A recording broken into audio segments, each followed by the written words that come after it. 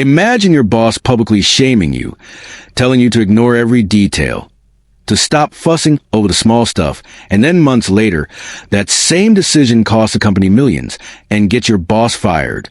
Today, I'm taking you behind the scenes of one of the most satisfying corporate revenge stories you'll ever hear. Before we jump in, hit that like button if you've ever been underappreciated at work or blamed unfairly. Subscribe for more stories where patience, strategy, and a little malicious compliance deliver the sweetest justice. Last year, my company, a small federal contractor, went through a major reorganization. 30 people were laid off from my team of 50. That meant 20 of us were now doing the work of 50, at the exact same salary. We were a small company, under 200 employees, working to keep long-term government clients happy, while tech giants like Amazon Cloud were circling to take our business. Internal monologue. I was drowning. Every day felt like a battle against the clock. But I love what I did. I wasn't just crunching numbers. I was protecting clients and ensuring we didn't make mistakes that could cost us millions down the road. I handled everything. Reviewing contracts, checking financial viability, ensuring legal compliance. Contracts range from $5,000 to $40 million. Sensory cues. The cold glow of fluorescent office lights, the faint hum of computers, the endless shuffle of paper contracts across my desk. Emotional state. Stress, frustration, yet unwavering dedication. Enter the antagonist. The sales director. He didn't like me. Why? Because I took my time to review contracts thoroughly, catching any shady tricks his sales team tried to play. Government clients love me for my honesty. Sales director hated me because I slowed the pipeline, even though all my clients were loyal for over a decade. Here's an example. Sales wanted a school district to buy outdated Dell laptops, costing nearly $1 million in IT support, while the entire state was moving to cheaper Chromebooks. I advised the client about the smarter, cheaper option. Result: the school district bought Chromebooks, 40% cheaper with only 20% of the projected IT support cost. Long term, this small contract turned into a 5-year relationship with guaranteed future revenue. Emotional cue: pride in doing the right thing. Antagonist cue: the sales director seething, losing a bonus over my careful diligence. Then the confrontation happened. In front of my manager, he berated me for being slow, told me I didn't understand contracts, should stop fussing over small contracts, and blindly trust the sales team. Internal monologue. He makes more in a month than I do in a year, drives luxury cars, and goes on fancy lunches, and yet he tells me how to do my job. I asked the sales director to put his suggestions in writing. He reluctantly sent an email. Do not review contracts under $100,000. Trust that the sales team has done their due diligence. I copied my manager, asking, just to confirm, you're telling me to ignore potential liability and assume the sales team handles compliance? This was gold. My literal compliance would soon become a weapon. Emotional arc. Simmering frustration transforming into calculated strategy. Small contracts normally took me 2 hours. Now, I spent exactly 10 minutes per contract. Backlog cleared.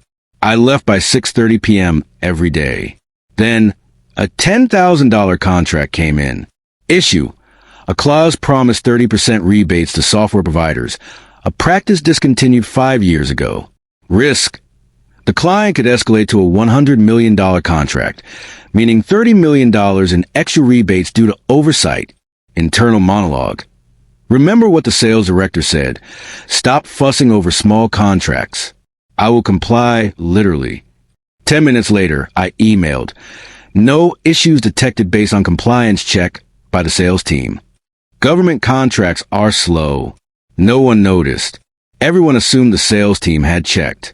10 months later, the state government client wanted a $50 million contract with the same terms.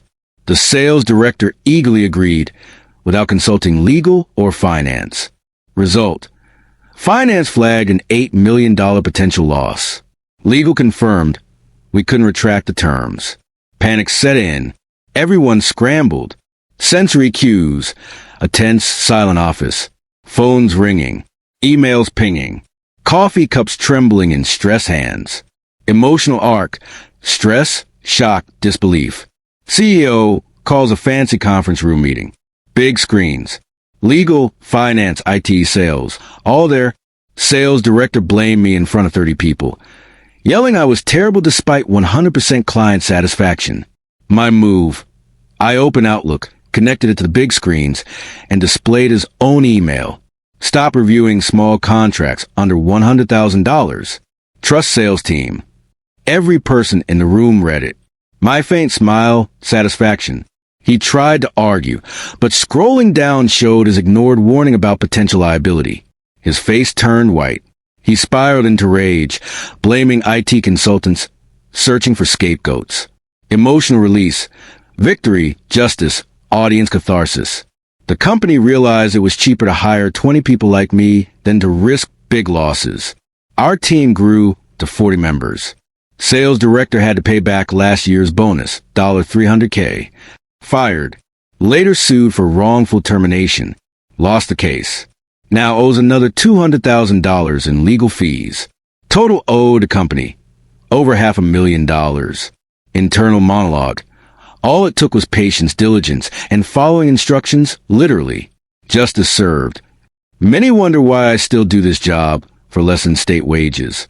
My goal: protect clients, save taxpayers' money, and prevent large corporations from exploiting government contracts. During COVID, I innovated solutions for remote work and free trials, helping clients survive emergencies while keeping us ethical. Emotional cue: pride, satisfaction, purpose. Internal monologue: it's not about money or titles.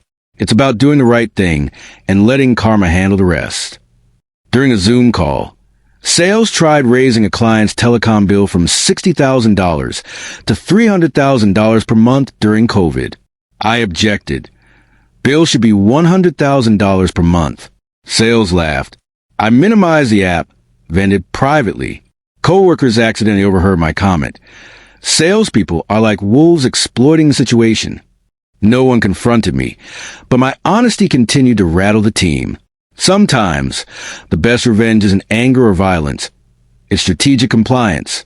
By following instructions to the letter, I turned a $10,000 contract into an $8 million lesson for a sales director who underestimated me. Justice doesn't always roar. Sometimes it just waits for the perfect moment. If you love watching the underdog win against corporate greed, hit that like button, share this story, and subscribe for more true tales of clever, satisfying revenge. Comment below. Have you ever turned following instructions into a masterstroke of justice? I want to hear your stories.